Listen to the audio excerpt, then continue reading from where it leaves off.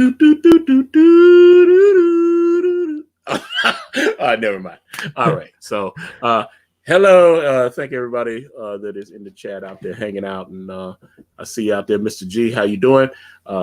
Welcome. And I'd like to welcome SweetCast's himself, Clint Stoker, to the channel. How are you, sir? I'm doing well. How are you? I am there, man. I'd like to think I'm doing okay. Maybe. Well, that sounds precarious, I guess. I don't know. I mean, I'd like to think I'm doing all right. Everything's good. I mean, yeah. I got a roof over my head and all that. Nice. I mean, I'm not doing as well as you, but I mean, you know. Well, yeah. Well, I'm pretty good. Yeah, it's like I was just telling you before we went live.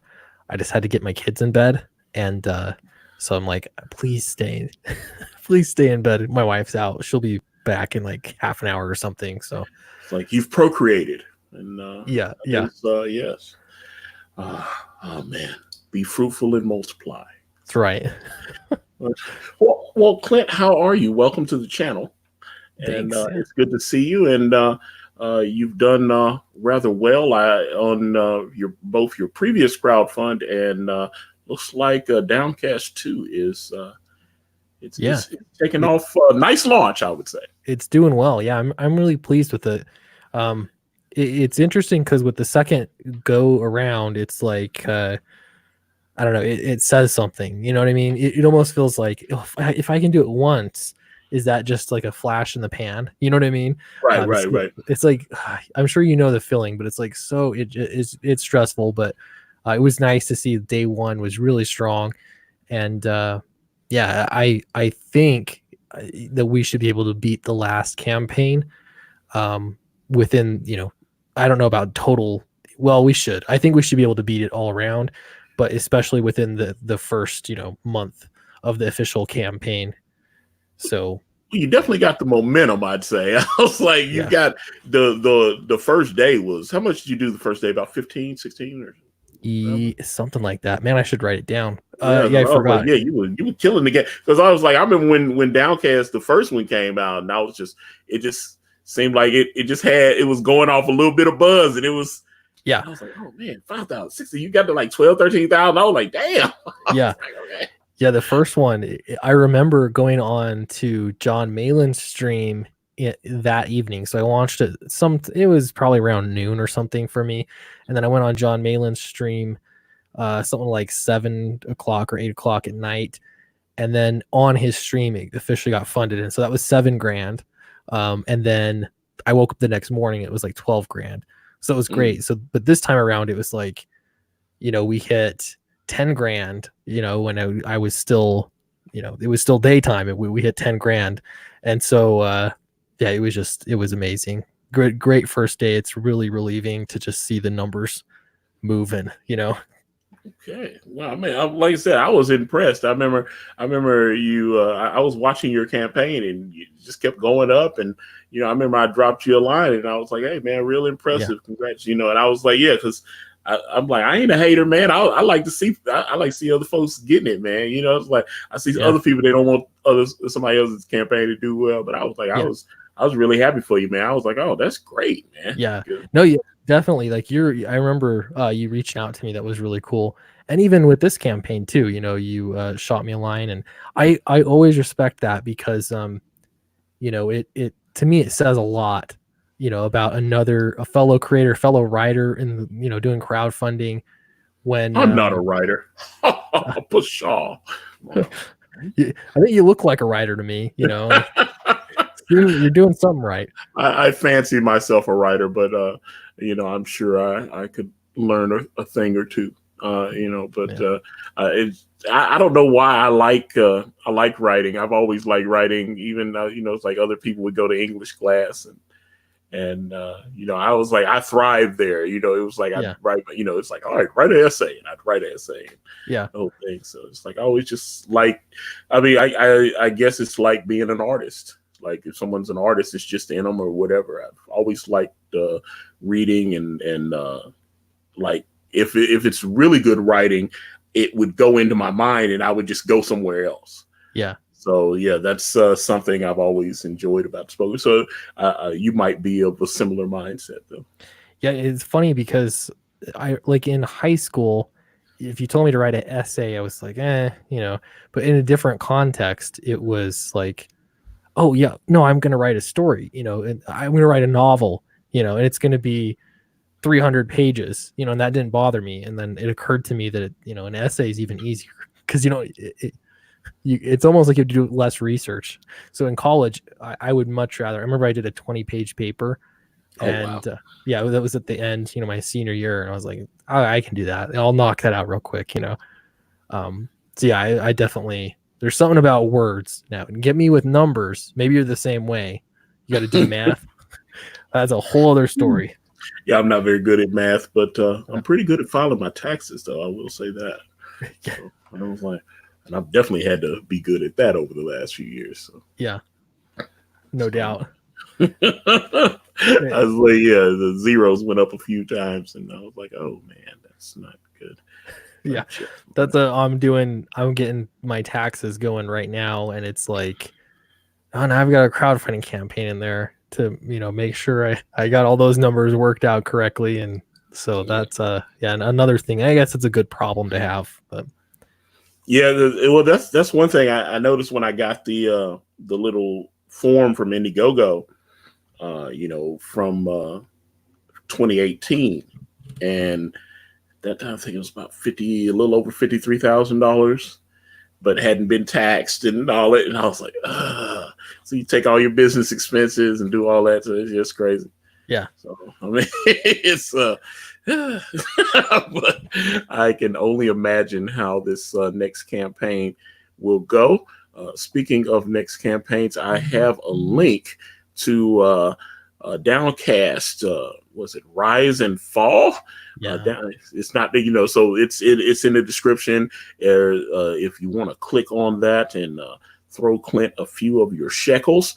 And I also have in the description there a link to the pre-launch campaign there to Brand Way of the Gun, which is my upcoming sequel. I think we will launch that the last week of February.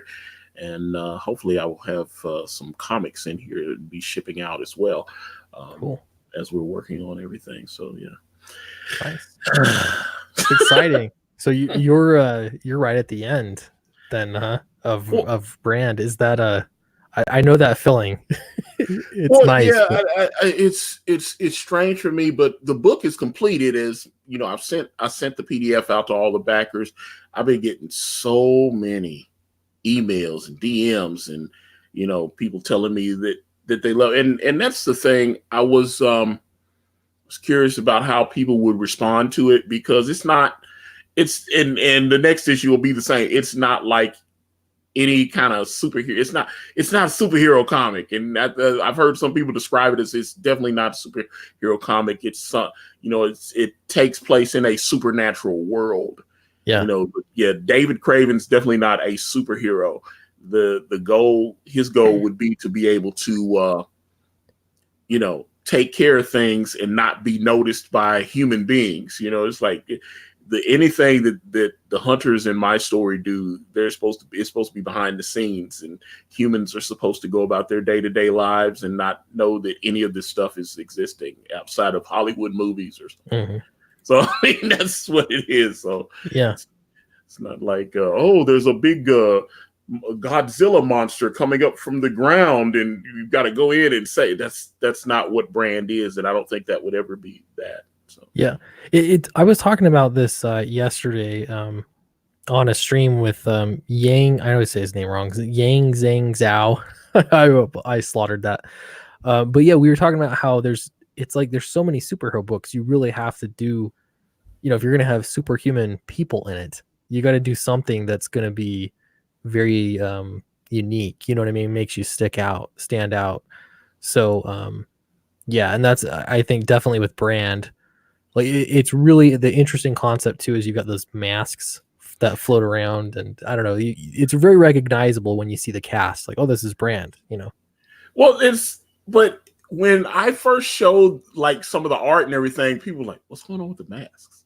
And they didn't get it. But like, obviously, you will get into the story and you will find out more and more. You'll see start showing some of the new pages for Way of the Gun, because Kanan's been working on that. That's because that's one of the big things. I wanted to get a head start. Matter of fact, when we do part 3, I want to be even further along than we are now. The goal maybe even be 70, 80, 90% done.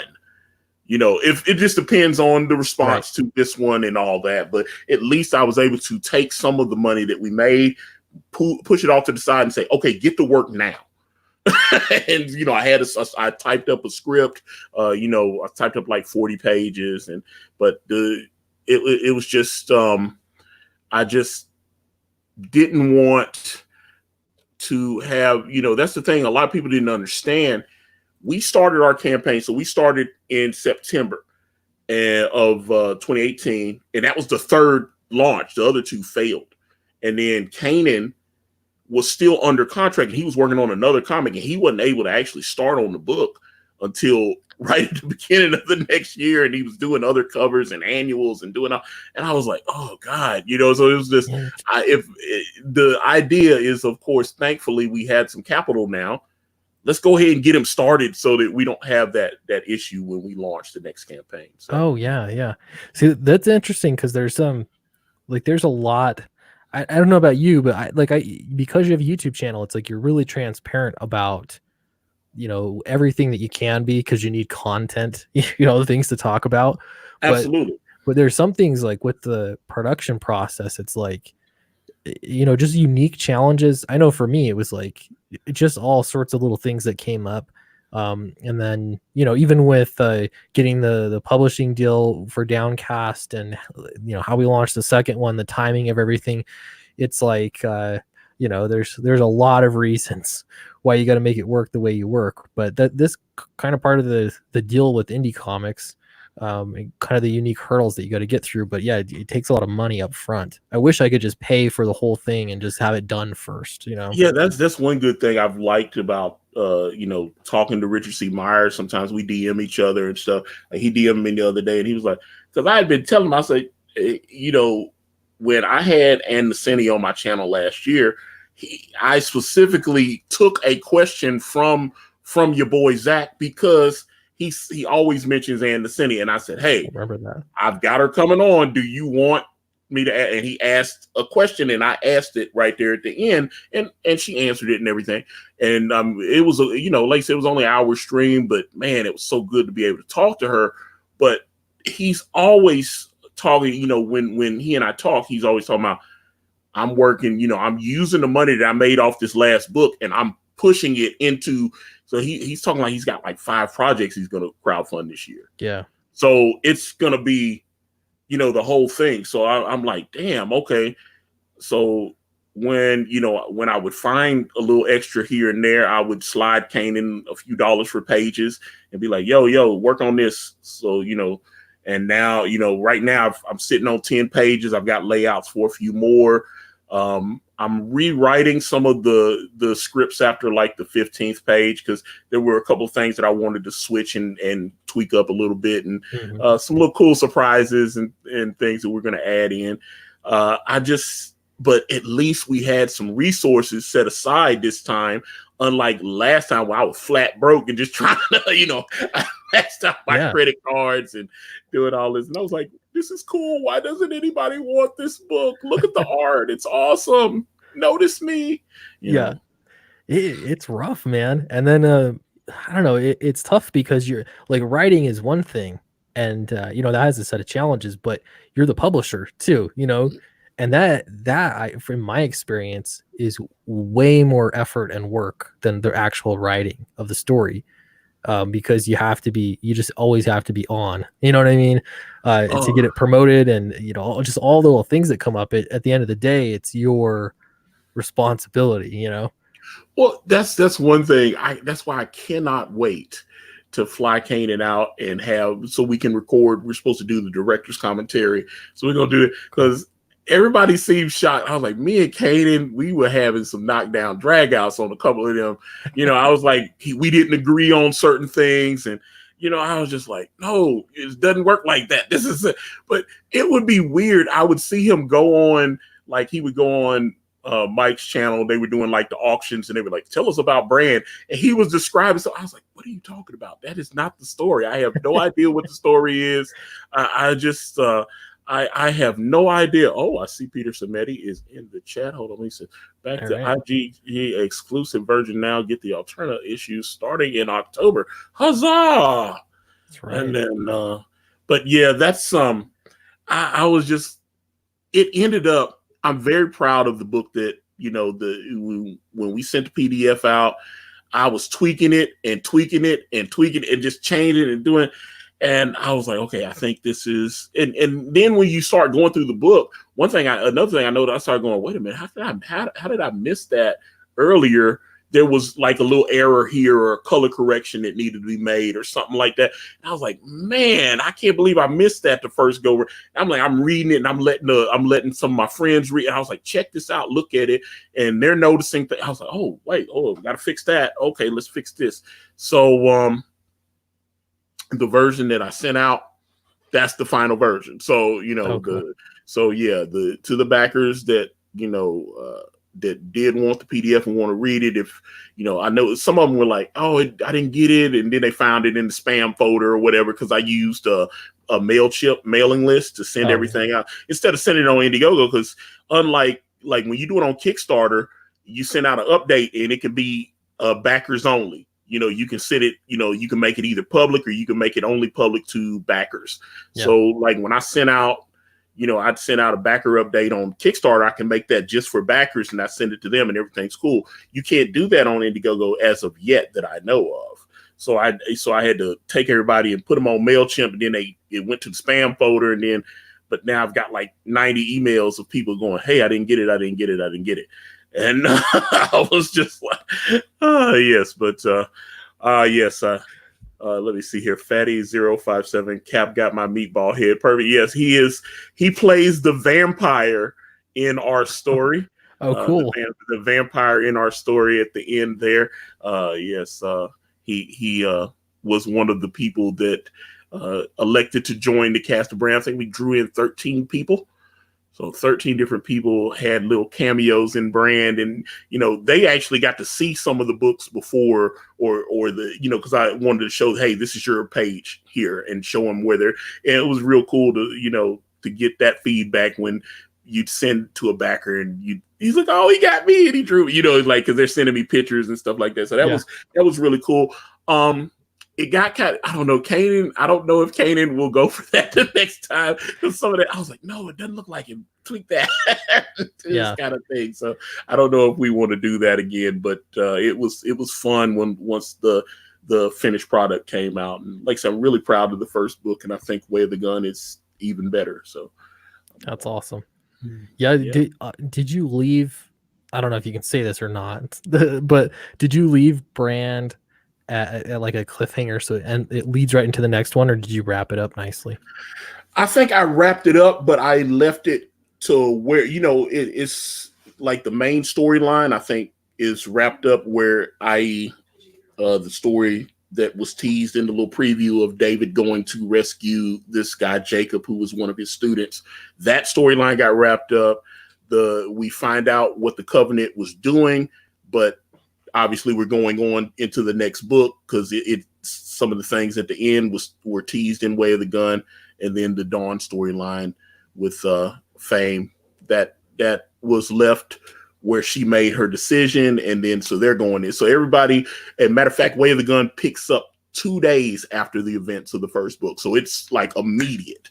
Oh, cool. So that's what it is. So I'm like, but there it is. It is, let me see here. Let's see. And again, Canoe, I didn't read the PI. I'm waiting for that. And that's cool. But I'm glad for the people that did read it, because they seem happy with what they saw. And obviously we want to ship the physical copies out to everybody. But it was, people, it was different. I think so many people were describing it before they read anything, and they had no idea what it was. That's why I was like, I knew, I'd said this on the stream a few times, that I thought I was like, you're going to be disappointed because you're describing like a Marvel or DC comic. It's not what my comic book is. It's different. Like I would describe Brand. I don't know. I watching shows like Buffy the Vampire Slayer and stuff. And it's like, like I say, supernatural stuff would happen, but it would just the story is more of the interaction between the characters. It's very character driven. So oh, okay, let's go kill a vampire, but that's not the plot. The plot is more about the interaction between the characters and all that kind of stuff. You know what I'm saying? It's that stuff's just like in the background, like the part Jacob's, Jacob and David and the other student William, they have a relationship, and as you start to figure out, once they go and save, Jacob kind of has a problem with David. David's done some things in the past when he was training with him and stuff, and he kind of feels a certain type of way, even though, he's appreciative that David risked his neck to come out and save him and everything. But he's like, hey, you made some mistakes here. And it's so that stuff is more important than, oh my God, look, he just cut the head off that werewolf. All that kind of stuff. That stuff is just there. But I've told, I'm more interested in, say, I would write a scene, because Kanan, I've sent the scripts to Kanan, and he's like, this is different from anything I've been. Most time they just jump right in, because they want me to have the characters like jumping out of buildings, exploding right off the gate. And I was like, that's not what I'm doing. I'll have two characters sitting down at the breakfast table, and then Penance will float in and just start talking and wisecracking. That's what Brand is to me. Mm-hmm. It's supernatural, but it's mostly people having like an argument at breakfast or something. Yeah. It's different. Yeah. But Kanan obviously just killed the art. I was really pleased with everything he did, and even though he got on my nerves, and we especially, like, there was a scene where we go into Fame's house and he's got like naked women in there and all this kind of stuff. And boy, that was, we really had some because Kanan don't like drawing nudity and everything. Surprisingly, though, there is some pages in Way of the Gun, and you actually see some nudity. And he sent me the layout. When he first sent me the layouts, I was like, "You're actually gonna draw this?" And he was like, "Well, that's what's in the script." He said, "I'm gonna make it tasteful, but I'm gonna do it." And so he sent me the pages, and I was like, "This is perfect." And I was like, there's gonna be adult situations and stuff like that. And I was like, that was driving me nuts, because I was like, man, every time I was like, you have no problem drawing violence and all this kind of stuff, but then when I say, hey, okay, they're having sex, she's nude. Like, he'll draw a sex scene and they'll be in the bed fully clothed. Yeah. I'm like, they're having sex, man. Take the clothes. I was like, oh God, it drives me nuts. But I think we are on the same page now. So I think, especially after I saw some of these new pages, and I said, oh, okay, this is a happy medium, as they say. I can't wait. Yeah, man. It's definitely like, man, learning to work with an artist, like learning your particular groove. You know what I mean? I'm assuming, is Brand your first comic, or have you done anything before? It is my first comic. I was a blogger for a while. Okay. Like, I had a blog, and I would just write all kind of. It was a lot of political stuff. I would write some stuff about comic book stuff, or different things that I was in, or just certain things I would just write about my life and certain things I was going through and stuff like that. So, and there was the local news station here. They had a blog site called Nashville is Talking. And the woman there, which I still follow her on Twitter, she found my blog and she started posting my stuff. And then I started getting all these people. It was very strange to me to get people coming in. Like, great blog. I was like, oh man. And then I got under a lot of pressure, because I was like, I knew after a certain point that I wanted to do Brand. And this is going all the way back to like 2005. I came up with Brand in 98. Wow. And I just kept, I had to work, and I would write, I got my little notepad. I was like, I'd have an idea, and I go, oh, let me write that down so I don't forget it. I would come up with stuff. And then, like I said, gotta earn a living. So I don't have time to be, this writing thing doesn't pay the bills all that well sometimes. And especially those first two campaigns, they really were not, they weren't taken care of, like I said, I'm looking at it and going, this is a great idea. Why is it everybody but it isn't. It's not a normal story. You got this guy that's this big fat dude that's got he's a beekeeper. And he's really not a beekeeper, and he's doing, and it's like, and he's talking to one of the bees, and I was like, I had all this stuff in my head, and people were like, this is what you're gonna do, and I was like, yes, this is the story. I was like, well, that's definitely different. I just, like I said, my story's not good. It's gonna be different, so I can't wait to get the whole thing because there's so many different ideas I talked about with Kane. I want to, do a collected edition and do the whole thing. Because I think once you have the whole story, you go from front to back and all that kind of stuff, it'll make more sense. Yeah. Because you're just getting pieces right now. It's not the whole story. Right. So. Yeah. For me, it's been, I don't know how it is for you, but for me, it's like, I want to do like 12 issues, you know what I mean? Like that kind of length of a story, like as a writer, like especially because I come from writing novels, so it's like I want to do something longer. So for me, it was an interesting challenge for sure, because you had to get to I don't know, you have to make it work within chunks that you can crowdfund, you know what I mean? Yeah, and that's boy, I made so many mistakes those first couple of times. The Fatty 057 said, didn't read number 1 Downcast. Is number 2 a self-contained story? Yeah, so both stories you're going to want to read volume 1 first. Okay. For sure. Yeah, so it's not self-contained. Volume 1 rounds it off a little bit, so there's some satisfaction. It's not like the worst cliffhanger. But yeah, they definitely, like, you'd want to read them both for sure. Yeah, that's what I'm saying. I would definitely recommend reading Brand Book 1 before you jump into Way of the Gun, because you're going to be confused. You're not going to know what's going on. But if you read Book 1 and then you hop right in, then you're going to be like, oh, okay, this is, because like I said, it's literally taking place 2 days. Like 2 days have passed. Like David came back from the auction, everything, so it's 2 days later. Matter of fact, we open it up with a sunrise. There's a sunrise and it's beautiful pages and all this kind of stuff. And and then we get into some stuff, it's like, and all of a sudden there's like dead people and all this, and you're like, whoa, what's going on? and who is this guy? And that's when we start getting into like Dark Santana and some of the stuff. I can't wait. I can't wait to get this one done, and then we've got some really cool ideas coming up, not only for the next book, but we want to do, and then Kane is going to do Fearsome, and I'm doing another book with Demetrius Miller. Cool. Just like, man, I've got that, and then and I've got I reached out to a very known writer.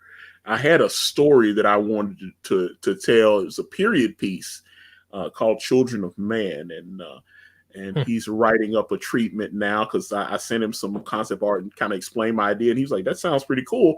And so yeah, I will announce that hopefully within the next few weeks he'll have a treatment, and we can go on it now, and it'll be pretty cool once I announced that. I've only told a couple people like Kane and stuff like that, because I was like, oh yeah, it's gonna be really cool though. But I'm excited. This is gonna be a great year.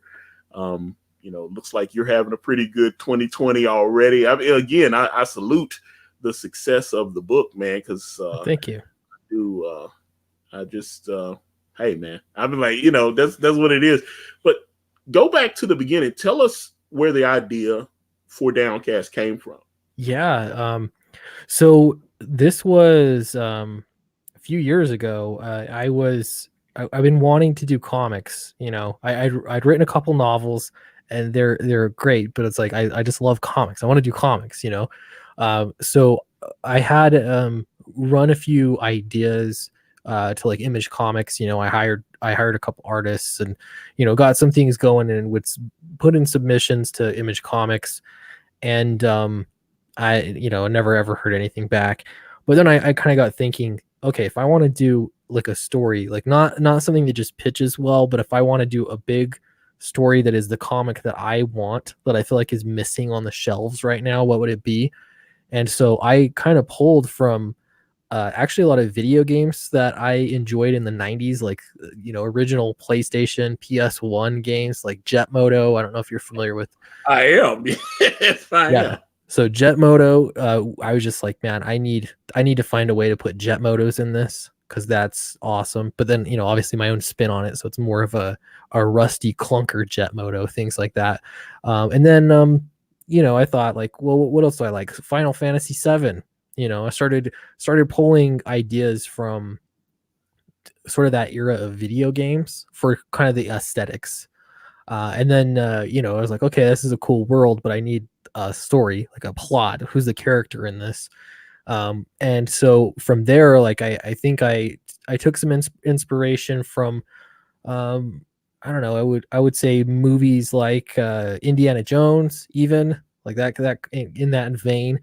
And I can't remember the specifics, but yeah, I started putting things together like that, and I wanted to just make a comic that I felt like I would love to read, on the shelves. And so that's how I got it up. And I started doing the drawing myself, and it was not good. So like I kind of had to keep pulling the idea out and pushing it back. And once I started my YouTube channel and started talking about, politics and comics, the weirdest intersection of things that I enjoy. I love talking about politics and comics, and so that's kind of how I pictured it. And then I just thought, yeah, well, why not? Now I could actually crowdfund the thing. So that's when I pulled back Downcast again, and I thought I'm going to find an artist, and I'll basically show everybody my entire process on YouTube from beginning to end on how I could make this thing happen, which I did. But I kind of got to figure out all those videos and put them together in a playlist or something. But I'm actually glad you said the thing about not doing the art yourself, because I've had some people, I've had some people that have wanted to come on my channel, and I had to be very honest with them. They sent me some images like, isn't this cool? And I was like, no, it's not.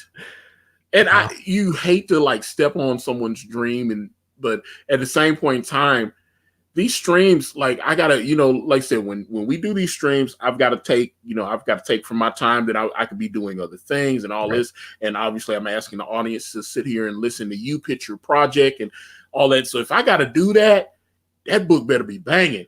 You know what I'm saying? It better be really, really good, or I don't want to showcase it. So that is, my God, I've seen some books, and I was like, and I understand everybody's level of skill and all that are not the same, and it's just, but some of these projects, I was like, oh, okay, yeah. Or it might be okay looking art in the art, but they hired a colorist that's awful, and I was like, oh. They've like ruined it with the colors. Yeah. I was like, you should go black and white or something. And I was just, that happens too often. That's a shame. You got like a good solid line artist or a great line artist, and then garbage colors. It's not good. Because the guy DM'd me and he goes, Antonio, I'm doing this because you inspired me. And I was like, I inspired that? Oh man. Thank you. Then I started questioning every decision I've made in my life at that point.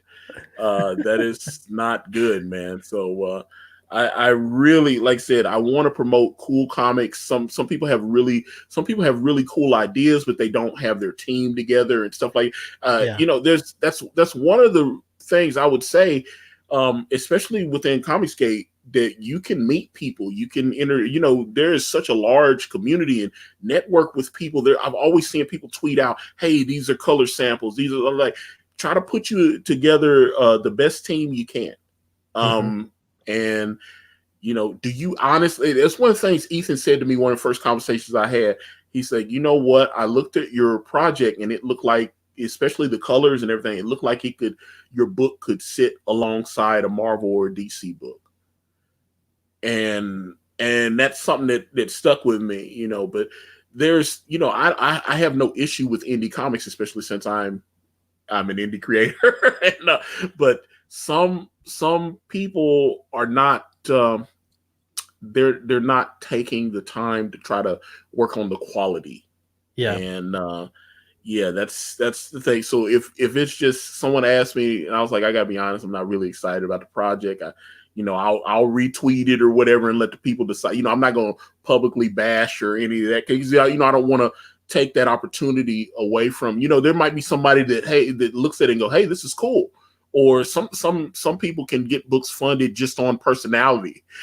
You know what I'm saying? I was like, oh, I didn't think that book was gonna raise any money, and then they're just, you know, that's just what it is. You know, they just have they have a good personality. People tend to like them. They're funny, and then all of a sudden, books, you know, they can raise $5,000 or $6,000. And I'm like, hey, if you can get your project done in $5,000 or $6,000, I know how much money. I mean, everybody on my team was pros, so I had to pay more than $5,000 or $6,000 pro rates. Yeah, I was just like, oh yeah, I was like, ooh, when I started going over my taxes and I started going, oh man, we spent like over $40-something thousand. You know, I was producing. Yeah, but like I said, the quality, I'm so proud of the book. I am so proud of it. And I'm sure when you got Downcast 1 completed, you were proud of that. And it was just, it's one of those things. It's like, you know, it can be a tough, some tough decisions to make based on your budget and everything. And then it's like, well, what kind of story? Like, what's the right art for the story? And yeah, so there's definitely, I don't know, it can be difficult. I think I'm getting a little bit better at it, especially because you just, you know, you start meeting more artists. Absolutely. And that's helpful, you know, then you know, like who's busy, who's doing, you know, how long they're going to be busy doing something, who wants to do this kind of story, that kind of story. But yeah, like I've been saying, my next project, I've got Charlie Snowgins doing I love him. He's amazing. Yeah. He had DM'd me like about a year ago, and he was telling me, you know, I guess he had seen me on. That's the way it always starts. It was like, hey, I saw you on Ethan Van Sciver's channel, and then next thing I get a DM. So, but yeah, Charlie I know he's doing something for Richard as well. So I was like, he did. He was in the latest Jawbreakers book, and but he's got something else. I know. He was doing some other stuff. So I was like, okay. Everyone they want to be doing stuff with him. But yeah, I talked to him, and he had a concept, I'd say a very loose concept, and he started drawing pages for his concept, and he's like, I want to make this into a story. And so I was like, okay, all right, well, let's do this thing. So it's just interesting, because in that case this is something he's really passionate about, and some really particular some specific imagery that he likes. And so it's an interesting process. But yeah, and he's helped plot it out, and so I'm like, actually, I think we're co-writers on this technically, because he's done so much plotting and stuff. But yeah, I'm excited. Yeah, and that's like I said, with this other project, it's another brand story that I've because I happen to have come across a few writers that I think are fantastic interviewing on this channel, and someone I had on, I was like, I think this story would be perfect for them. And oh my goodness, the great Ethan Van Sciver is in the chat. Hello, Ethan. Hey, Ethan. Yes, Ethan. Yes, dear friend, and a life changer for so many. And I just always trip out when Ethan shows up in my chat. I was like, why is he on my crappy channel? I was like, my channel sucks, man. I was like, yeah. It's like, hey, I suck and I talk about porn all day. That's what I do. Matter of fact, 10 p.m. Eastern Standard Time, Saturday night, the new episode of Sexy Party. So yeah, and you can check the Sexy Party playlist and listen to last Saturday's episode, and it's already on iTunes and Spotify and all that stuff as well. We've got it syndicated, and people seem to respond to it. So yeah, there you go. But I talk about wrestling and I was trying to come up with little crazy concepts. I don't know what you do because your channel's doing very well. What you like 6,000-7,000 more? I'm almost at 5,000. I thought you had that. I was like, okay. It's been a grind. Like I crossed 4,000, and then after that, it's been tough to grow. But well, you have these people with content like, Antonio, this is what you need to do. You need to make sure the video is at least 10 minutes long and do all that. Yeah. And I do like a 3-minute video and it'll get 12, 13,000 hits on it. And I go, I don't know what to do because it doesn't whatever the law is, whatever the rule is for the algorithm, I've tried to follow it. It doesn't work for me. And I'm not really interested. I'm more interested in doing this, so like streaming and having conversations and stuff like that. Sitting there and trying to edit videos and do all this stuff, I just don't want to do that. I got to be honest about it.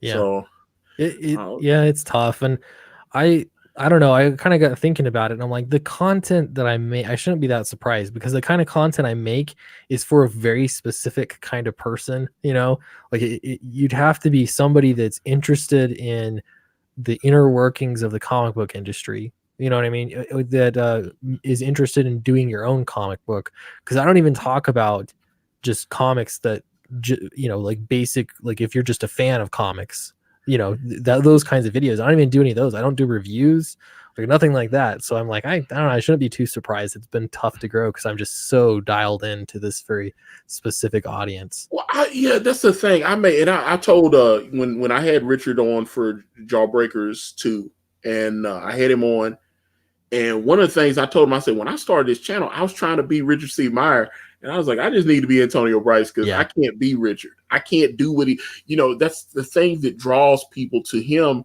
is that he's so genuine, and it's just and he tries to be fair even with people that have done vile things to him, and then he's like, oh well, I don't like them personally, but the book, I thought it was good, and he gives it a thumbs up, and he doesn't rip the comic up and all that. And I was like, wow. I thought right out the gate, oh, okay, this is a Gail Simone book, this is Max Fasaggio. No, I actually think this is a good Max Fasaggio book. Oh, okay. I was like, wow. So I think he tries to be fair, and I think people respect that about him, when they watch his channel, because I had people try to tell me about, he's part of the alt-right. And I was like, he is? Yeah.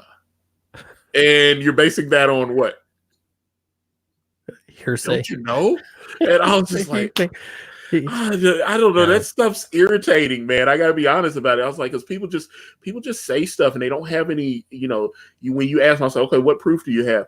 Well, he said this on that or whatever. And I was like, he hates minorities. That got my blood boiling. Oh God, it's just there is a lot of NPC thinking out there. It's just like I say, Orange Man bad. Yeah, all that. So it is what it is. So I've got to wonder too, like if Splato Comics got big enough that he was doing like monthly books and putting them in shops, you know what I mean, and like he was doing like Dark Horse numbers or Image Comics numbers or something like that. People would be like, oh, we don't carry that. We don't carry their brand because that's the alt-right comic, or you know what I mean? Like that is so damaging that people just believe it. Just, off the cuff. Oh, he's alt-right. Okay. Like no investigation, nothing. I was like, oh no, I've heard you're part of the alt-right. Read it on the Twitter. There you go. Is that it was some of the stuff you come across there is just hilarious. And so I don't know. I've tried to. I used to be a little bit more confrontational, and then Kanan really chilled me out. He was like, "Dude, let's just focus on the art, man. Let's just focus on the." Kanan sounds like Kanan gets mad when I say. I was like, "Dude, you sound like a hippie from the '60s and stuff." And I'm like, I want to fight and cuss and do all this, and Kanan's like, "Let's just focus. Let's just do what we do, man." I was like, "You not see when we work together, this happens. Look at this." And so it just kind of centers me, and I get back on what my intended purpose is. So I try to do that. So it's tough. Sorry, I didn't mean to cut you off. Oh no, I was just kind of rambling on Rambling Rose. But no, I was about to say, I've noticed you seem to be kind of the same. You're not really, you seem to catch hell sometimes. That's how you caught hell, it's like, but, yeah. it's like, I don't know.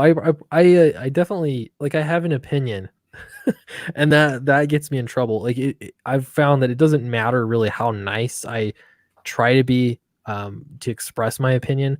It's still it'll offend some number of people. So that happens for sure. But when I first got into it and I opened my Twitter account, I was never on Twitter before last year, or I guess 2018, I opened a Twitter account. But yeah, so I got into Twitter and then I kept trying to reason with people, and it would just waste so much time. It was such a bad idea. And then I'd be trying to defend, like ideas and very specific, nuanced things. Nobody wants to have that discussion. They just want to win Twitter points. You know what I mean? And so, yeah, I don't know. I don't know. I try to avoid it, but I've made my mistakes for sure. But again, it doesn't matter. You associate, like, I'll be honest. If you're friendly with Ethan, automatically you inherit this group of haters that they just don't like you. You know what I mean? Because you're friends with Ethan. You're a terrible person. But oh well. Like I don't know. You just can't please. I don't know. You can't please people. That's for sure. If they're dead set against you anyway. Absolutely. Hello, Eric Weathers. I see you in the chat there. And hey, there's Eric. Is Eric working on your book as well? He's on like 50 books. Yeah, he lettered Downcast 1. He's going to be lettering Downcast 2. He's the best letterer I know. That's for sure. Yeah. Now it's just and some people may not know this. When we were about to lose my letterer on brand, and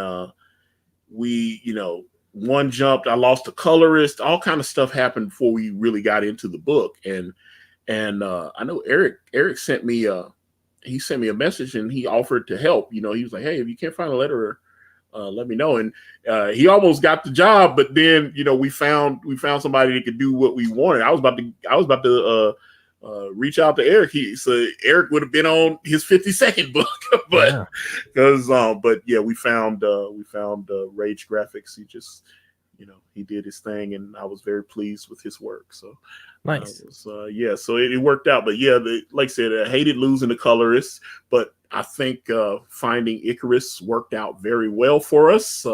He's done. Matter of fact, there's going to be a lot of Comicsgate books that have his Kanan covers colored like Iron Skies. Like, I remember that was the first one I noticed when I tweeted out that he did that cover and he had the colors on it. Everybody was like, yeah. And I was like, I knew I had the right colorist because Kyle Ritter said, hey, who colored that? He thought it was beautiful, and he was like, who colored that? That's a good sign. And Kyle is a dope colorist, and Kyle Ritter is going, wow, those colors are great. Who colored that? And I was like, bam, there you go. I know I've got a great color. And sure enough, a lot of the emails were like, oh my God, the colors are amazing in this and all this kind of stuff. And I was like, that, and just seeing the new pages, he's gotten even better. And Kanan's real picky about people coloring him. Like John Malin gave me a couple of colorists when my colorist left the book, and he gave me 2 names, and shout out to John. And then Kelsey Shannon was like, well, I can color some pinups, and I know a couple of guys that might be able to help you. And so Kelsey was trying to help me, like I said. And then I was like looking on Art Station and DeviantArt and stuff for colorists.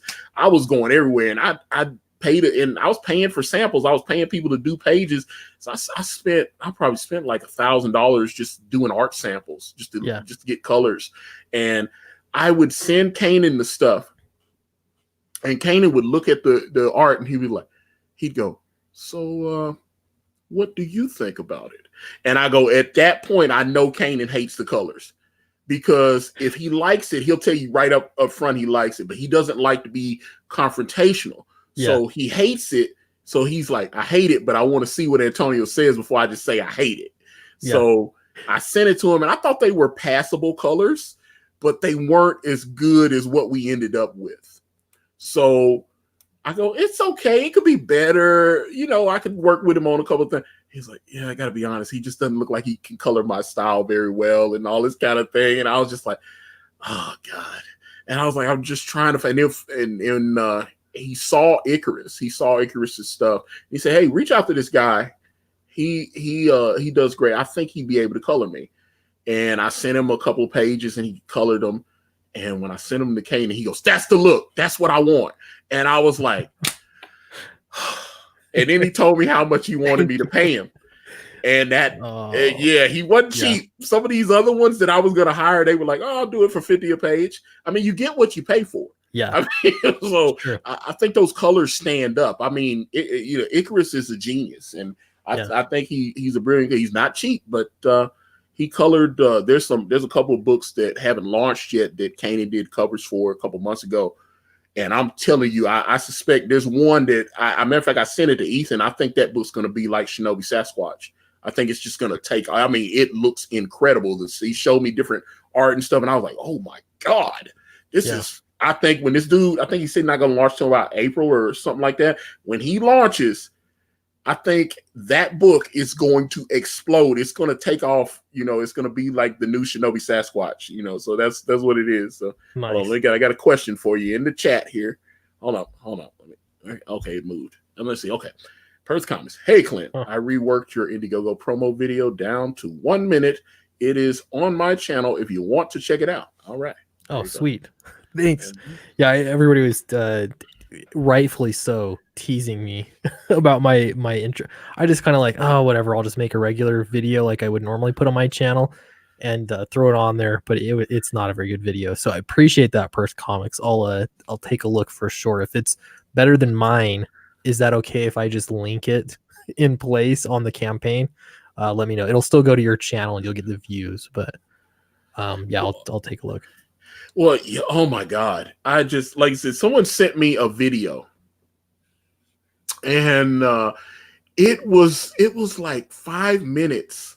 It was supposed to be, it was supposed to go on the Indiegogo page. And I said, can I be honest with you? He said, please. I said, it is awful. He was like, really? He was heartbroken. He's like, I spent a lot of time. I said, dude, your voice is very monotone. You're standing in front of your wall. It just looks terrible. And it's just, well, and I was like, and then there were people that were like, hey, we can help you, man. And then he got with somebody and they tweaked the video and he sent me the new. I was like, there you go. Yeah. He's like, yeah, you're right. He said, compared to my other video, this one, I was like, that other video sucked. I was like, dude, you're putting people to sleep as soon as they come to your page, brother. Right. You're trying to get that money. It's like, hi, check out. Right. It was that kind of thing. So what I want to get is somebody animating it like Cecil's video. That's fantastic. Yeah. Oh, I thought Cecil's. I love Cecil's thing. It was great, man. I was like, oh God, it was just beautiful. So I thought, yeah, Cecil's is hilarious. Not only I was like, oh, it's animation, but then he takes the hot dog from Comic Hut. I thought that was badass. And he keeps walking, and your boy Zach is sitting there. Now, the only thing I told Cecil, I said, how you gonna have Zach sitting there reading and not have him cough? Yeah. Come on, man. That was the only thing. He's sitting there reading. That should have there should have been a cough, and then he kept moving. I was like, that's the only thing, because I was like, man, this thing would be perfect. But Richard's just sitting there and he doesn't cough. I'm like, come on, man. That's his thing. He coughs. He reads stuff and he coughs. That's his thing. Trademark now. Yeah, it was. I remember I was teasing him a while back, and I sent him a DM, and because he hadn't been coughing in the videos that much, and I said, I kind of missed the cough. It feels weird to watch your videos and not hear the cough. You sound healthy. What's the problem? Yeah. It was like, and he said, I know, right? And then something happened and he started coughing again. He was like, oh, I thought, he was like, the cough was gone. Mm-hmm. But no, the cough is his trademark. That's the thing. He's like, hey, everyone, it's your boy Zach. All right, so I've got this new issue, Gail Simone, right? It's that kind of thing. And that's what he does. So I'm like, he's sitting there on this bench reading, and nothing. I was waiting for the cough. I was like, here comes the cough. Because if he got the cough, then that's a perfect animated video. Right? I was like, that's the only critique I had of it, is that he didn't have Zach cough. That's it. Everything else, that little crazy walk that Cecil had, and the music, like all, I thought it was perfect. That right was the on. only thing I thought that was off right there. I was like, God, dude, you get Zach and he's not coughing. Come on, bro. Because if he had coughed, that's one of those things I was like, man, that's something right there. That isn't it funny how like you get on YouTube and stuff, you get it out there enough, and then people start picking up on these little things, you know, that you do, like the cough, and he probably has more because he's just so everyone watches his videos. But yeah, it's just funny how stuff like that develops, and I don't know, they start finding little quirks and all sorts of stuff. It's fun. That's what makes, I don't know, it makes it a lot of fun. But like I said, that's somebody, that little video was clearly made by someone that loves this community and is a big fan of Cecil's, obviously, and all that. I just thought, like I said, it was brilliantly done. That was my only critique. I was like, he had Richard sitting there and no cough. He should have said, and then Cecil kept moving, and everybody would be like, yes, perfect. But the video was so funny and everything. Like I said, when he stole that hot dog from Comic Hut, I about died. I was laughing my ass off when I saw that. Because I was on Ethan's channel. I think Ethan had Comic Hut on, and he had the little gremlin hamburger mask on. I was on that same stream. I remember. That was a year ago. Yeah. And I was just like, so I was just like, as soon as it came up, I was like, that's Comic Hut. That's hilarious. I just thought the whole thing was funny. So I was just, oh man, that's I just thought it was brilliant. Let me see. Guy from Red Bank. Let me see. I'm still waiting on my second Jawbreakers book. Wow, still. I'm surprised because I got mine about a week before Christmas. And I reached out. I reached out to him. I was like, yo, I got it, and you check it out. And it's a beautiful book. It is. That's why I'm like, if you haven't gotten it by now, you might want to email Zach, because that sometimes things get lost in the mail and, like that. That's one thing I will say, because when I got my Jawbreakers 1, the mailman, they had put it in these like crappy mailers when they, he talked about the little issues with there were so many people. And I mean, my mailman folded that thing in half and shoved it in my little mailbox. And I was like, cool. and I sent him a DM. And I sent him pictures and stuff. He said, hey, email that. He said, email me those photos and stuff.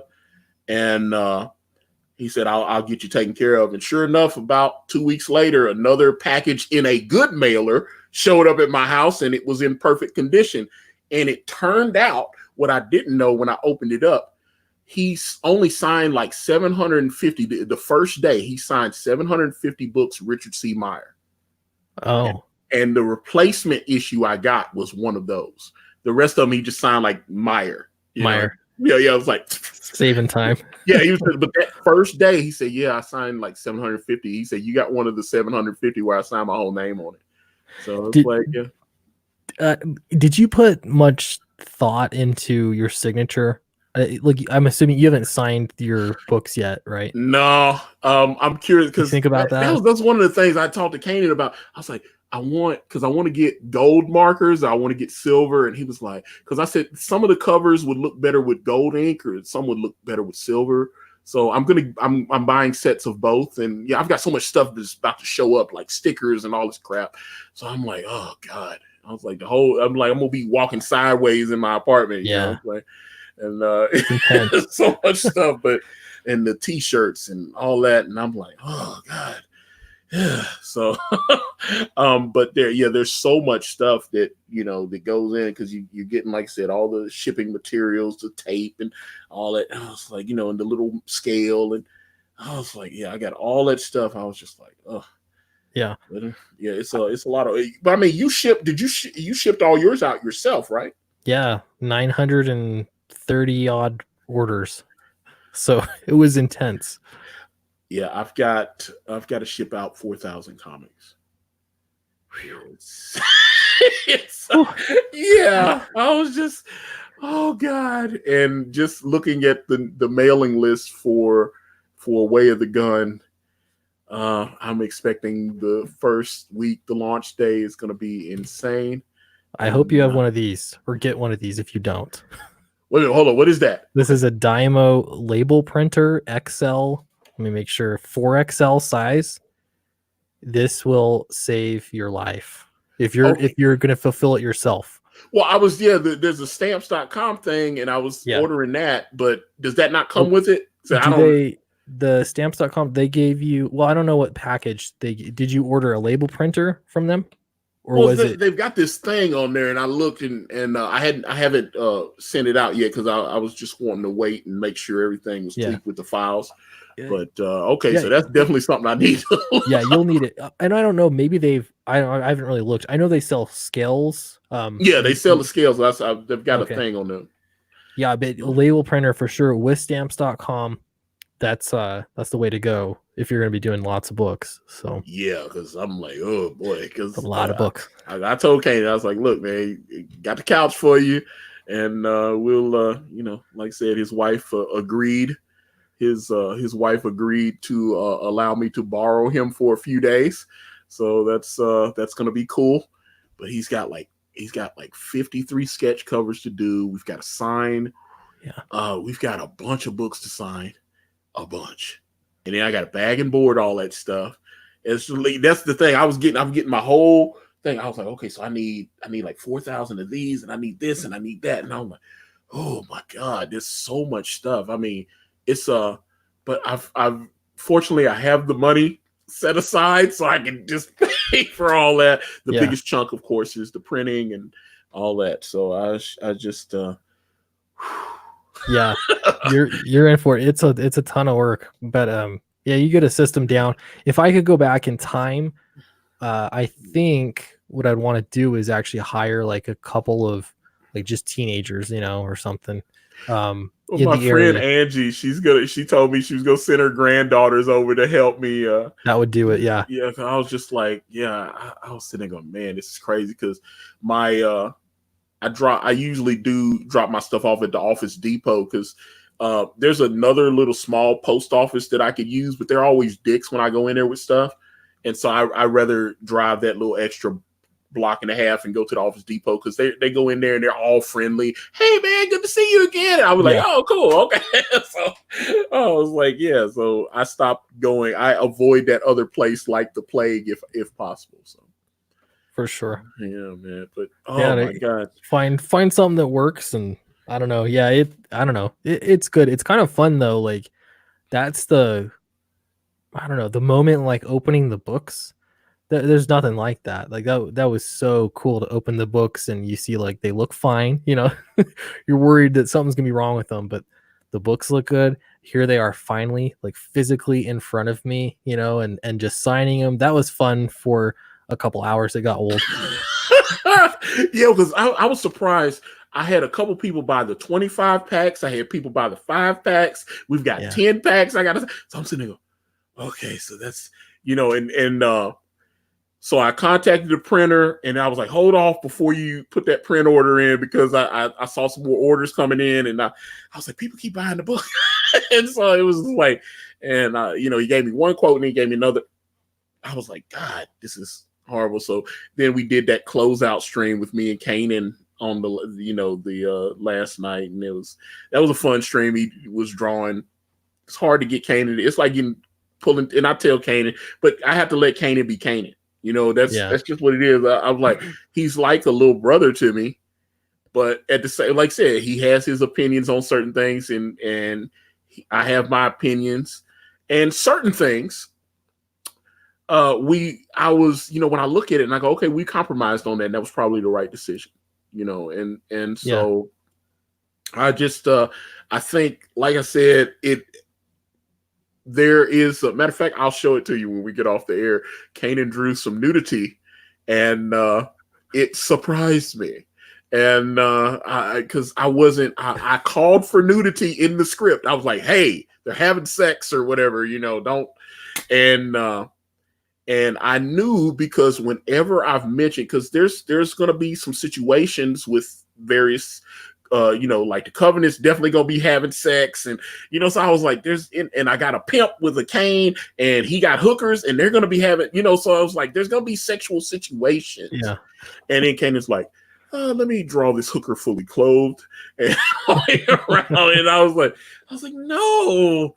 And he was like, hey man, I got kids walking around here, and I'm not gonna draw. I was like, but you agreed to this when you took the job, and I was like, but like I said, we found a decent compromise, I think. Let me see. Skits Comics is asking. He said, when are you launching your next book? I think we can launch Way of the Gun so far, because I had to part of the Way of the Gun campaign is that She cover that Billy Tucci allowed. Billy Tucci is allowing us to use She on that cover. But one of the things they were like, hey, let us know when you're launching so that we can clear, so Billy wrote me back the other morning, and he was like, I let him know. I said, hey, I think I'm gonna launch on the last week of February. Is that cool? Because they had some other stuff going on with She, and they didn't want it to bump heads. And Billy was like, yeah, that's great, man. Good luck. And he was telling me he wants to have me on and have Kanan on. So I was like, okay, yeah, cool. So it looks like we're good to go for the last week of February. Wow, and, nice. Yeah, we can do that. So, but I mean, it's just so many. It's a couple weeks away, but it's still so much work to do. And oh man, I see. There is my lovely editor, Amanda Lamella, and she did an amazing job editing Brand, and I know she's editing a few other projects as well. So I'm just, not to mention she'll be back for Way of the Gun. The whole team is coming back for Way of the Gun. Everybody's like, is Kanan coming back? I was like, no, Kanan's coming back, and me and Kanan are gonna, like I said, Kanan owns. Everybody keeps misunderstanding that they think Kanan's working for me. Kanan, I actually gave Kanan part ownership of the case. So he was like, oh, okay. So I said, you working for yourself. You're not just working for me. So he actually owns the characters and and all this. And he's highly motivated, because I'm telling you, I am very curious how big the launch will be, because it just seems like people are especially after I sent the PDF out, it seems like people are, they didn't understand. They were like, I thought it was like a super, it's not quite what I thought it was getting. I was like, it's different. I tried to tell, and just wait. The next book is even further. We go, all that. And I'm assuming, because you said this is Downcast is 5 parts, right? You said, so. Well, so we've only really got 2. Well, okay. So it gets a little confusing. Basically there's 2 books that are on Indiegogo. It will be being published through Alterna, but in 4 parts. So each of the 2 is going to be broken up into 2 other issues. So there's 4 parts total. And then it doesn't really continue the story, but in Downcast 2, in Rise and Fall, there's an additional written prose story that is the secret history of Strata. And so that won't be going through Alterna. That's just in the trade paperback version. So, matter of fact, I want you to talk about that, because I saw some people going, "Hey, you misspelled Wrize. Explain what that is." Explain. Yeah, well, it's the name of the villain. His name is Wrize with a W. He was the senator. He's the senator in the first book. He's not the senator in the second book. Spoiler alert. But yeah, I mean, he's a big part of the story. I think if you read the first book and you get to the end, you kind of have some questions about Wrize. And so, yeah, I mean, that, it might be a stupid tagline. I'm okay with that. I just felt like I needed one, because that's what a lot of people are doing, for the releases like that. So, I like the title. The reason why is because I have a Brand story called Wither and Burn. Anybody that read the Brand PDF, there's a character in there that's kind of a ripoff of Poison Ivy called Wither. And it's basically this Wither and Burn story, which I can't wait to get. There's so many. I just need to get this first story arc out the way so I can start doing. Because once I get the story arc, then I can start doing. Okay, I'm gonna do a gaming story. Okay, I'm gonna just do a solo Dawn story. Maybe have David as the sidekick. And in the main Brand stories, Dawn would be the Robin to his Batman. You know what I'm saying? So I want to do stories that focus on her, have her, you know, like girl fight, Dawn versus Wither, but maybe David could come in as like a sidekick character. You know, that's the thing. So there's a story I have called Wither and Burn, and it's about Wither. You know, so that's matter of fact, man, Wither's gonna be off the hook in Way of the Gun. I can't wait to get the layouts and start seeing how those are gonna look, because I think she kind of made a swift escape in this first book, but she'll be back, I promise. But nice. Let me see. Reno asks, does Clint anticipate someone trying to interfere with his campaign like Wade did to your boy Zach, or Pocket Jacks tried to do with Cecil? I mean, I don't know. I don't know what people are gonna try and do, but I don't care. Like, the response so far has been overwhelmingly really positive and really supportive. And so, yeah, I'm really appreciative of like everybody. I mean, I've had so many great emails, people contacting me on Twitter, comment section on videos that are really, really happy about the alternative publishing deal. And so, you know, if the thing is, if somebody wants to stop it, that's their problem. I can see Peter in the chat. He says, I don't suffer fools anymore. I like, you know, Peter. We had Peter on last year, and it was fun. You know, I enjoyed the conversation with him on stream, and we talked a little bit outside of the stream as well. And I enjoyed, he just seemed like he's standing. He, you know, whatever he believes, he's standing on it. You know, and I like that. You know, that's the beautiful thing, man. Yeah, sometimes you got to be your own man. And we've had a lot of time to talk about it and think about it leading up to, I mean, I've been under contract for months and months. It's probably like April or something that we signed a contract. You actually told me. We had gotten off stream. It was me, you, and Ethan, and a couple others, and you mentioned the deal, and I was like, oh, wow. You know, but you know, fortunately, no one gave up the information, because I know you guys weren't ready to announce that yet. So I was like, okay. Everybody that you mentioned it to kept their mouth shut, which is awesome. And so Gonzo the Great super chat for $1.99. Love the heart that you both put into your books. Well, trust me, that's the thing. I don't know, you know, because I don't have a conventional superhero. I've got this big fat guy. Looks a lot, you know, because I had a couple people do YouTube videos, and they said Antonio had himself drawn into the comic book, and I was like, yes, David has my face and body, because I know how I feel. You know, it's like, I may not know how Bruce Wayne feels or Peter Parker feels, but I know how I feel. So I kind of have that kind of a dual situation where, when he's the alpha form, he's one way. And then when he looks like me, he's got those insecurities, and he's just kind of a shy guy and this kind of thing. So I really, and people seem to like that. So but again, it wasn't what they were expecting. You know, it was just, they were just like, why doesn't he have all these buff muscles? I said, well, he does on some pages, but then he has to go back to being a fat guy again. You know, he has to turn back into, you know, but that's my nod to Billy Batson and Captain Marvel. That's, you know, I always love that. The little kid that goes Shazam, and then he turns into Captain Marvel. I love Captain Marvel more than I love Superman.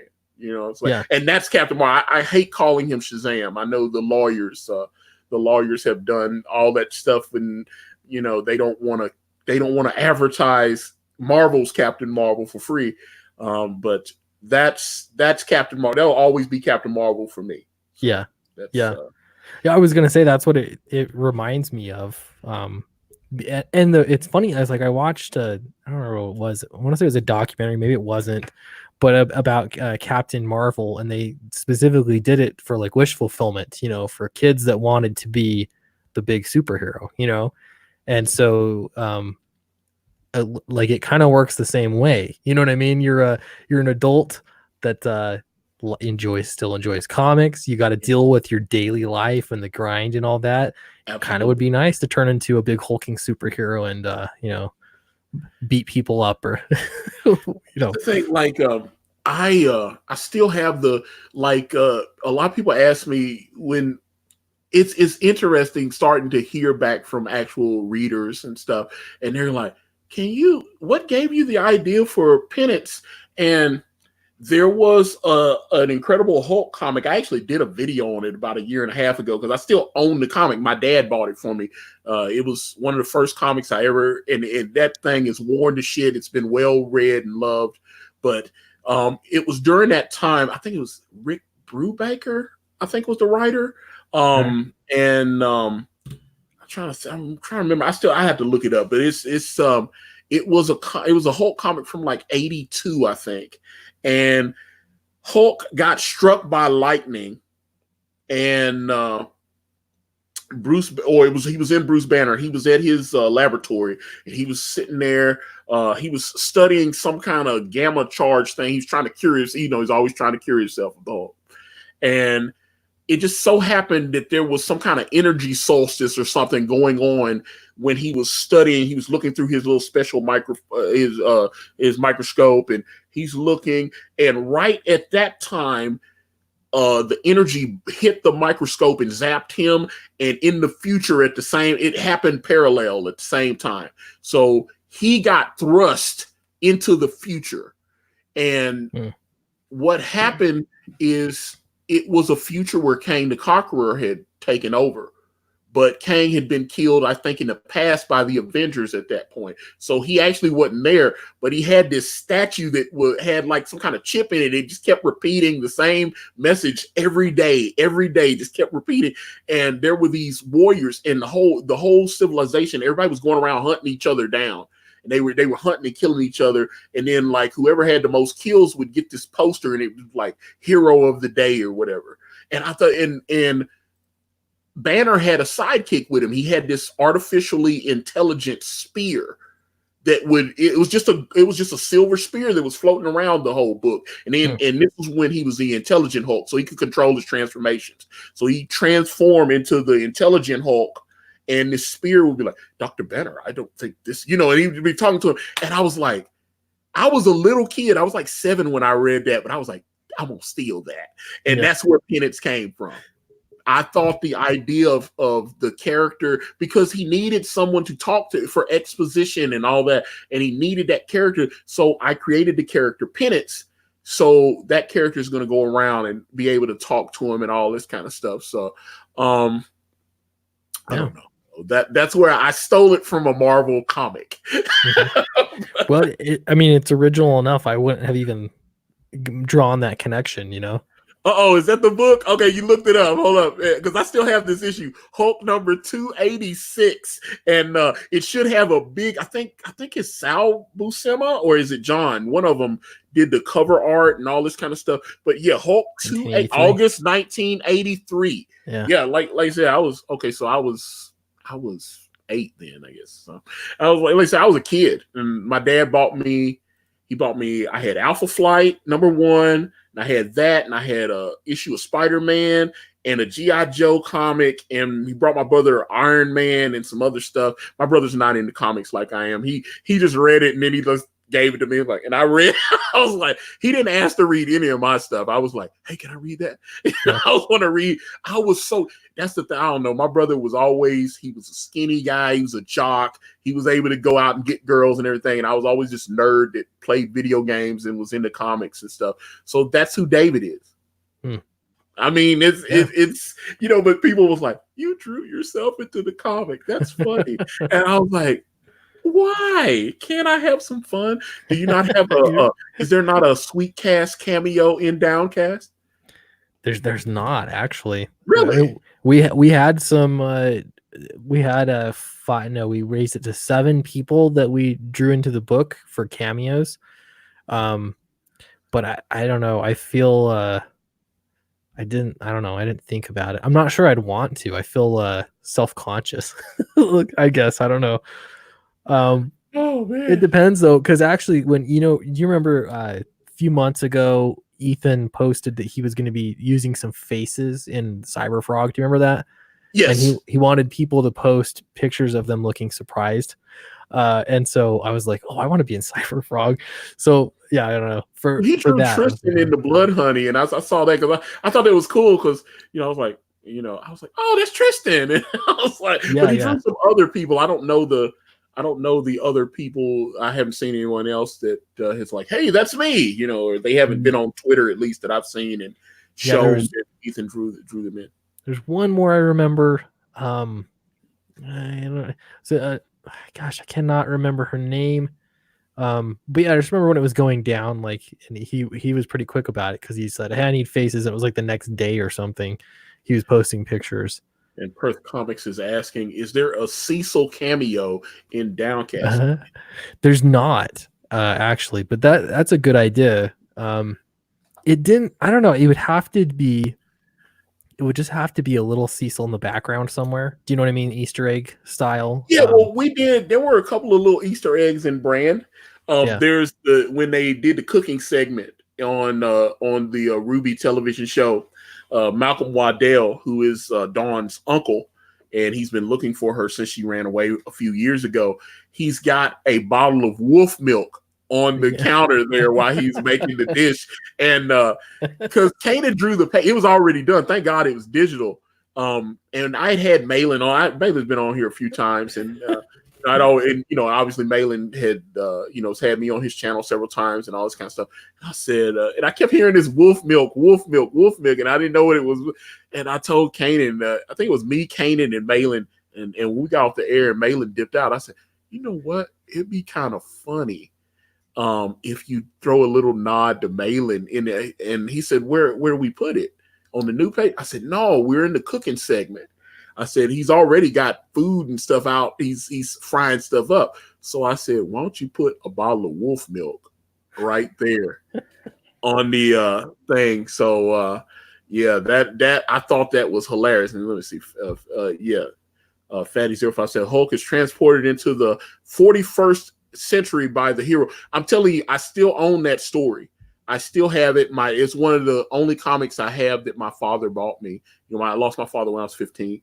And so even though it's not bagged and boarded, it's well loved. It is a prized possession because I remember when my father bought it for me. He probably just bought it to shut me up. But it's like I said, it's one of the only comics I have that was bought by my father. So he gave it to me, and so it has such sentimental value. Right. It's not there's no first appearance of this character. And as a kid, I probably wouldn't have gave a damn about that anyway. I wasn't bagging and boarding the comics. Right. But there's something else that, those are the best comics, I think, when like it just means something to you, but nobody else. You know what I mean? It could be worthless. It's not worth anything, but it's worth more to you just because of the circumstances and where you were with it. So. I like that. Yeah, like I said, man, I just love comics, man. I like, some people don't understand that. I was like, that was something my ex, and it was something me and her talked about. We were engaged and all this kind of stuff, and she's like, you're in your 40s and you're wearing Superman shirts and stuff like that, and I was like, well, I pay my bills, I pay my taxes. I was like, can I not like Superman and Batman and Spider-Man? It's like, yeah, but it is still for kids. And she's not, and I tried to get her, I gave her some of the greatest comic books I'd ever read in my entire life. I gave her my trade paperback for The Watchmen. She read that. It's okay.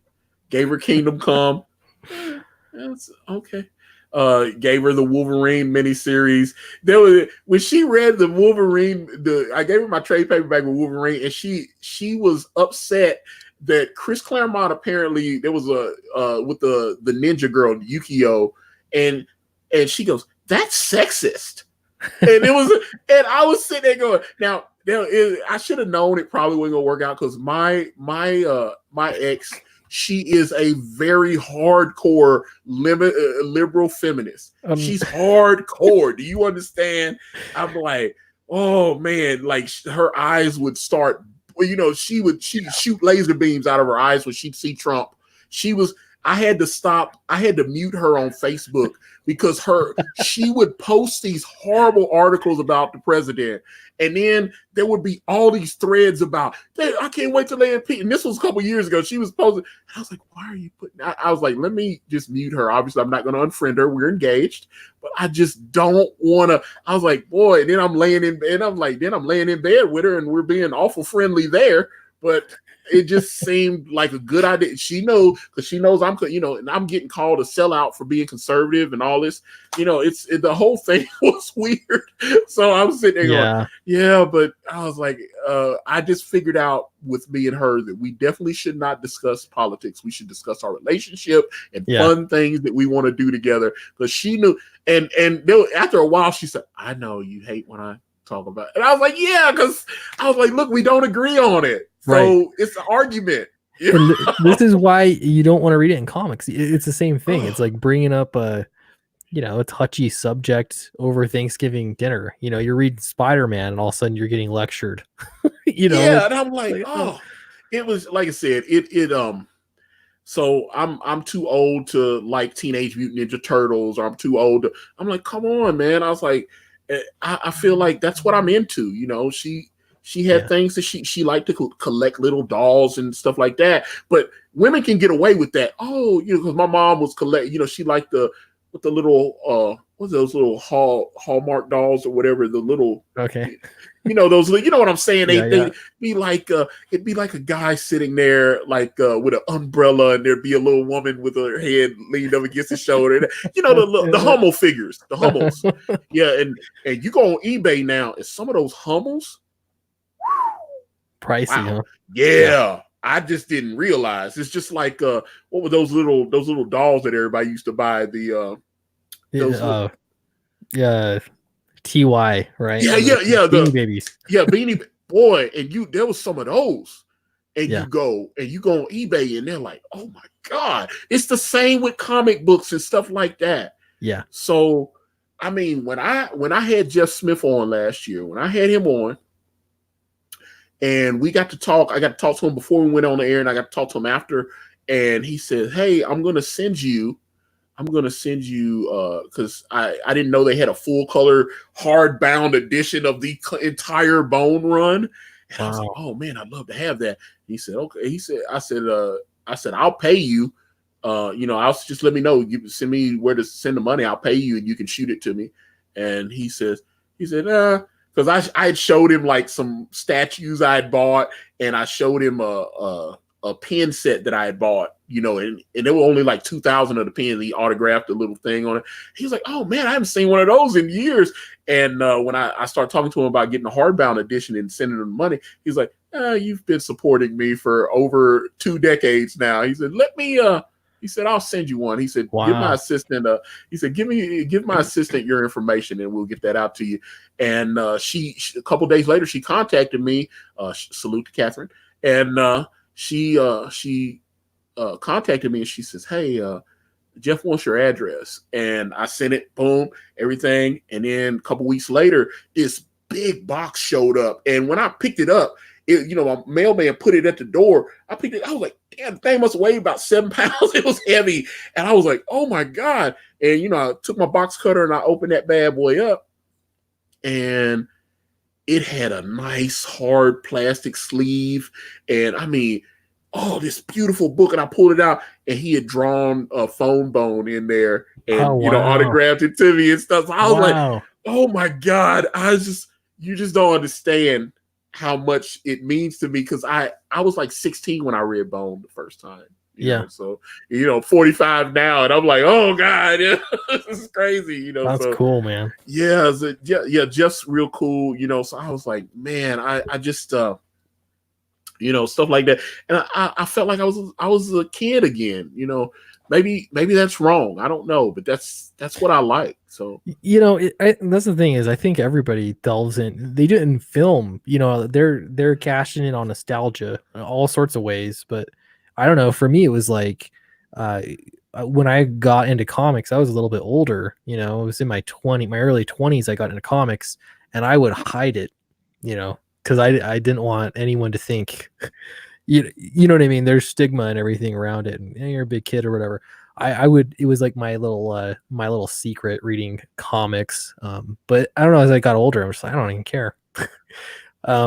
So I don't know. Yeah, it's one of those things that everybody dives into nostalgia. They just I don't know. I don't know why people are like that. They want to think that they're better than you. You know what I mean? Some kind of reason to put you down. Yeah, well, like I said, my ex, she could play 7 different musical instruments. She had her bachelor's and all this kind of, her family, all, that was something in there. Like she had like 5 or 6 brothers and sisters, and they all had bachelors and stuff. And so I'm just a kid from the ghetto, and I don't know why she liked me. Because I was like, wow, I've never been to college. You've been to college, all this kind of stuff. We were just from 2 different worlds, but she was super, like I said, she was super ultra liberal. And I was like, but for whatever, we made it work for a little while. I mean, and I was happy and she was happy. And then one day she was like, yeah, I'm not happy anymore. It just didn't work. It didn't work. But I just, I was, she really wasn't into the comic thing, and she thought it was kind of stupid. Yeah. Comics, video games. She's like, dude, you're in your 40s and you're on the Xbox. I was like, yeah, I'm playing some Madden. Yeah. Like, you're 43, dude. You're playing Madden. Everybody's playing. Well, I don't know if everybody. A lot of people play video games. And I was like, I just checked Downcast. You've sold a few comics since you've been here. You're at $20,805, which is awesome. Thank you, everybody. Appreciate the mods dropping the link in the chat there.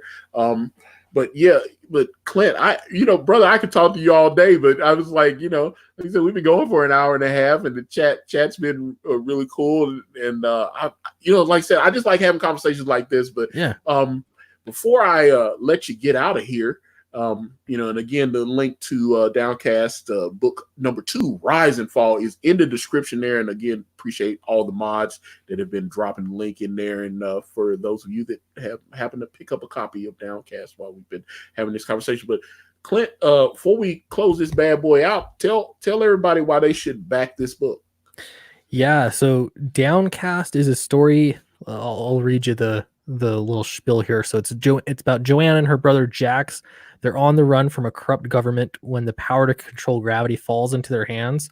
With their father held captive and sentenced to death, can they use this legendary and incredibly powerful weapon to save him before it's too late? And so basically the campaign, you've got even a tier there for volume 1 and volume 2. You can get the whole story for, I think it's $35. You get 2, and they're really, really nice.